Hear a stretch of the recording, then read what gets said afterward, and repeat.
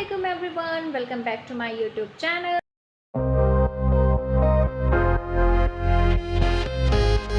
अल्हम्दुलिल्लाह से आप सब ठीक हैं। तो जैसे कि आप सब जानते हैं कि आज है जुमा, तो मैंने सोचा कि क्यों ना मैं अपना फ्राइडे रूटीन आप लोगों के साथ शेयर करूं। वैसे ब्लॉग्स तो मैं डेली बनाती हूं और 1 वीक में 1 डे स्पेशल होता है, वो होता है फ्राइडे। तो मैंने सोचा कि इससे ज़्यादा बेस्ट और कोई आज का व्लॉग नहीं हो सकता है, इसलिए मैंने अपना रूटीन आप लोगों के साथ शेयर करने का सोचा। तो जी अपना व्लॉग स्टार्ट करते हैं।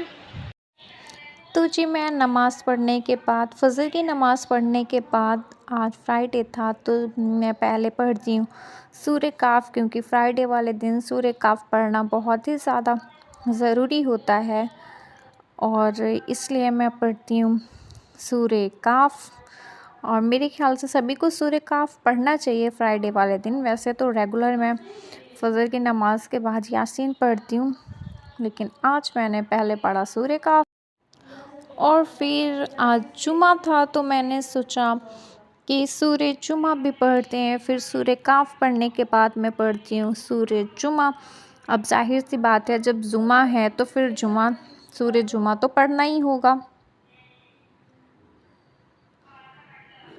तो जी नमाज़ और सूरह पढ़ने के बाद आज चाय पीने का बिल्कुल भी मन नहीं होता, तो मैं ये थोड़े से फ्रूट्स कट करके खा लेती हूँ। A few moments later. तो जी सारा काम फिनिश करके मैं बनाती हूँ ये मैगी और माइक्रोनी को मिक्स करके, जो कि बहुत ही ज़्यादा यमी होती है, आप सब देख ही सकते होगे। तो जी मैं फ़जर की नमाज़ पढ़ चुकी थी, लेकिन वो आप लोगों के साथ शेयर नहीं कर सकी क्योंकि फ़जर के टाइम में ज़्यादा वक्त नहीं होता है नमाज़ पढ़ने के लिए। तो मैंने ज़ोहर की नमाज़ पढ़ी, तो उसके बाद मैंने सोचा क्यों ना मैं आप लोगों के साथ जब फ्राइडे रूटीन पूरा शेयर ही कर रही हूँ तो ये भी शेयर करूँ।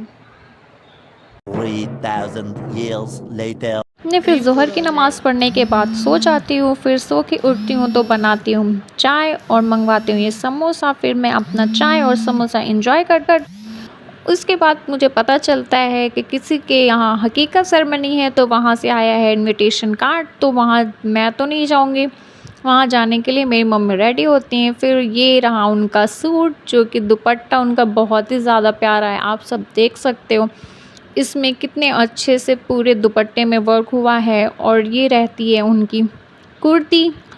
कुर्ती भी उनका एकदम सिंपल होती है और उसके साथ ये रहती है उसकी मैचिंग की चूड़ियाँ, जो कि मुझे बहुत ही ज़्यादा प्यारी लगती हैं। मुझे पहनने में प्यारी नहीं लगती, लेकिन हाँ फिर उसके बाद मैं उनकी चूड़ियाँ उठा के खुद पहन लेती हूँ। चूड़ियों का शौक़, और वो शौक़ बस 2 ही मिनट तक मुझे होता है, उसके बाद ये शौक़ मेरा हो जाता है पूरा। और फिर हकीकत सेरेमनी है तो ज़्यादा कुछ वो लगाती नहीं है, तो इसलिए मैं निकालती हूँ आई शेडो पैलेट और highlighter, foundation, face powder, eyeliner और मरून लिपस्टिक, क्योंकि उनकी कुर्ती होती है मरून। और आईलाइनर होता है मेरा स्विस ब्यूटी का। आई नो कि थोड़ा ब्लर दिख रहा है, लेकिन फिर भी मैं आपको बता देती हूँ।